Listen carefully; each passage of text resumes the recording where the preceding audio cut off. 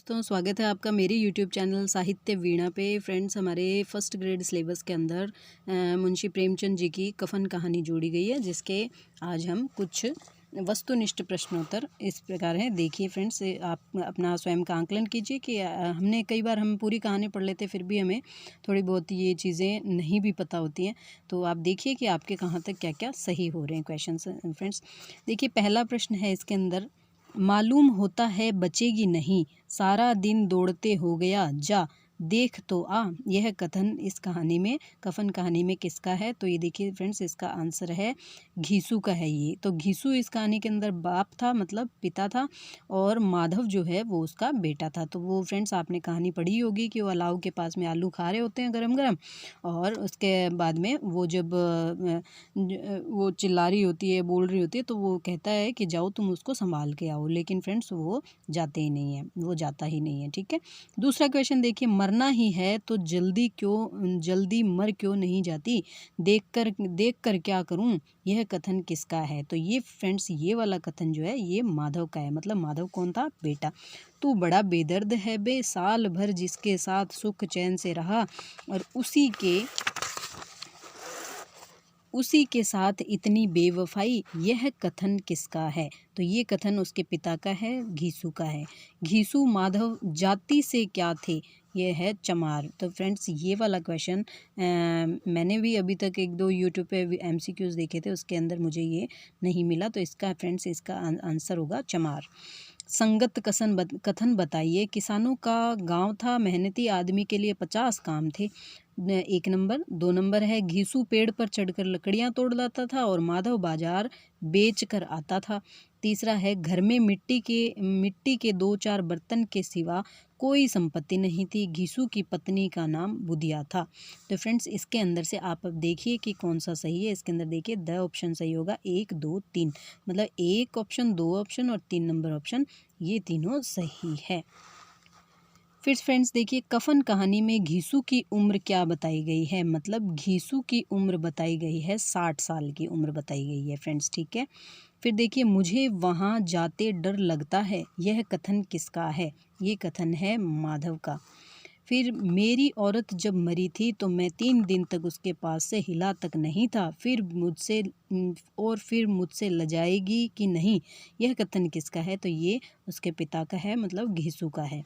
कहानी में घीसू के कितने लड़कों का जिक्र आया है? 9 लड़कों का जिक्र आया है फ्रेंड्स। घीसू के कितने लड़कों का कहानी में? 9 लड़कों का जिक्र आया है।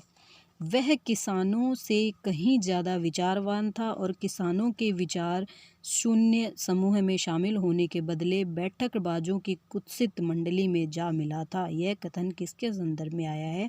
यह कथन आया है घीसू के संदर्भ में। अब तो तू कहीं दिखलाई भी नहीं देता, मालूम होता है इस गांव में रहना नहीं चाहता। घीसू से यह कथन किसने कहा? यह कथन कहा जमींदार ने। ठीक है, नेक्स्ट क्वेश्चन है, जमींदार साहब दयालु थे, मगर उस पर दया करना काले कंबल पर रंग चढ़ाना था। यह कथन किसके संदर्भ में आया है? ये घीसू के संदर्भ में आया है फ्रेंड्स। ठीक है, संगत कथन है, बुधिया की मृत्यु पर जमींदार साहब ने घीसू को 2 रुपए दिए। गांव के बनिए महाजनों के 2 आने, किसी ने 4 आने से घीसू के पास कुल 5 रुपए हो गए थे। माधव की घरवाली रात को गुजर गई, यह कथन घीसू ने कहे। माधव की पत्नी का नाम बुधिया था। इसके अंदर फ्रेंड्स ये 1, 2, 3, 4 सारे के सारे सही हैं। कैसा बुरा रिवाज है जिसे जीते जी तन ढकने को चिथड़ा भी न मिले और उसे मरने पर नया कफन दिया जाए। यह कथन किसका है? घीसू का कथन है ये फ्रेंड्स। कफन लगाने से क्या मिलता है, आखिर जल ही तो जाता है। यह कथन किसका है? ये घीसू का कथन है। दुनिया का दस्तूर है नहीं, लोग बाम्बनों को हजारों रुपए क्यों देते हैं, कौन देखता है परलोक में मिलता है या नहीं। यह कथन किसका है? ये कथन माधव का है फ्रेंड्स। फिर देखिए, कह देंगे कि रुपये कमर से खिसक गए, बहुत ढूंढा मिले नहीं, लोगों को विश्वास न आएगा, लेकिन फिर वही रुपये देंगे। यह कथन किसका है? यह कथन है घीसू का। बड़ी अच्छी थी बेचारी, मरी भी तो खूब खिला पिला कर। यह कथन फ्रेंड्स किसका था? यह कथन था माधव का। भगवान तुम अंतर्यामी हो, उसे बैकुंठ ले जाना, हम दोनों हृदय से आशीर्वाद दे रहे हैं। आज जो भोजन मिला वह कभी उम्र भर में ना मिला। यह कथन किसका है? यह कथन भी माधव का है। जो अंधेरा बढ़ता था और सितारों की चमक तेज होती थी, किसकी रौनक भी बढ़ती जाती थी? मधुशाला की। वो दोनों फिर उस कफन के पैसे जो इकट्ठे हुए थे उनसे आपको पता है शराब की दुकान पे पीने के लिए चले गए थे। ले जा, खूब खूब खा और आशीर्वाद दे, जिसकी कमाई है वह तो मर गई, मगर तेरा आशीर्वाद उसे ज़रूर पहुंचेगा। रोए रोए से आशीर्वाद दो, बड़ी गाड़ी कमाई के पैसे हैं। भिखारी से यह कथन किसने कहा? यह कथन कहा घीसू ने। बड़ी भाग्यवान थी जो इतने जल्द माया मोह के बंधन तोड़ दिए। यह कथन किसका है? घीसू का है। ठगनी क्यों नैना झमकावे ठगनी, यह गीत कौन गा रहा था? ये गीत दोनों ही जब वो पी लेते हैं तब गाते जाते हैं। कहानी कफन कहानी का प्रकाशन वर्ष है ये 1936 इसका प्रकाशन वर्ष है। कोई बाल बच्चा हुआ तो क्या होगा, सौंठ गुड़ कुछ भी तो नहीं है घर में। इस बात से कौन परेशान था? इस बात से माधव परेशान था फ्रेंड्स। अगर दोनों साधु होते तो उन्हें संतोष और धैर्य के लिए संयम और नियम की बिल्कुल ज़रूरत न होती। यह तो इनकी प्रकृति थी। विचित्र जीवन था इनका। दोनों में कथन में दोनों शब्द किसके लिए आया? तो ये घीसू और माधव दोनों पिता और पुत्र के लिए आया है। प्रेमचंद द्वारा ममता कहानी किस प्रकार की है? ममता कहानी किस प्रकार की है? तो ये यथार्थवादी कहानी है। फिर फ्रेंड्स ये देखिए, स्थापना और तर्क का कथन है। कफन कहानी में वातावरण का चित्रण बड़े मनोयोग से किया गया है। दूसरा है इसका तर्क दिया गया, स्थान परिस्थिति के यथार्थ अंकन से यह कहानी जीवन की सच्ची घटना प्रतीत होती है। तो ये फ्रेंड्स दोनों ही बातें सही है, क्योंकि कफन कहानी बहुत ही प्रसिद्ध कहानी है हिंदी साहित्य की।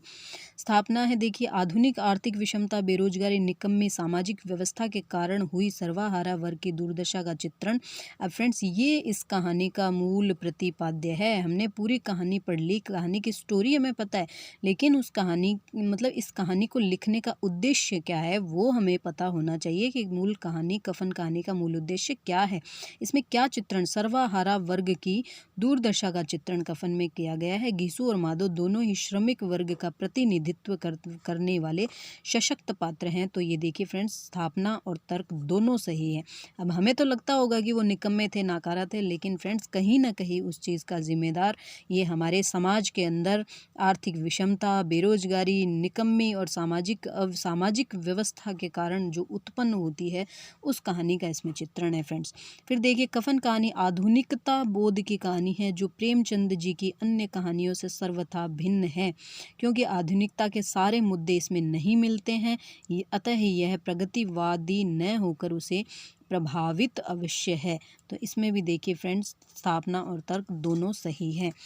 फ्रेंड्स आजकल के एग्ज़ाम में आपको पता है पैटर्न यही चल रहा है, इसी टाइप के क्वेश्चंस आते हैं। तो हमें हर प्रकार से कहानी का मूल उद्देश्य, मूल मतलब इसका प्रतिपाद्य क्या है वो सब हमें पता होना चाहिए। फिर देखिए फ्रेंड्स, कफन कहानी के लेखक के बदले हुए दृष्टिकोण और कहानी की बदली हुई संरचना का ठोस उदाहरण है, क्योंकि इसमें न तो प्रेमचंद का जाना पहचाना आदर्शोन्मुख यथार्थवाद है और न ही कथानक की पूर्ववर्ती धारणा।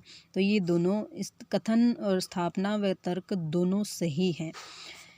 यह उनके जीवन का ही कफन सिद्ध नहीं हुई, बल्कि उनके संचित आदर्शों, मूल्यों, आस्थाओं और उनके विश्वासों का भी कफन सिद्ध हुई। प्रेमचंद जी की कफन कहानी के संबंध में यह कथन किसका है?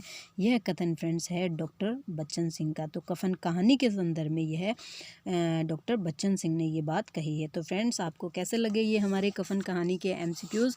तो फ्रेंड्स आशा करती हूँ कि आपको ये पसंद भी आए होंगे और आपके लिए उपयोगी भी साबित हुए होंगे। फ्रेंड्स अगर आपको मेरे YouTube चैनल अगर मेरी जानकारियाँ अच्छी लगती है, मेरी मेहनत अच्छी लगती है, तो फ्रेंड्स प्लीज़ मेरे चैनल को सब्सक्राइब कीजिए, लाइक कीजिए, शेयर कीजिए। धन्यवाद। नेक्स्ट कहानी के साथ हम मिलेंगे फिर किसी क्लास में।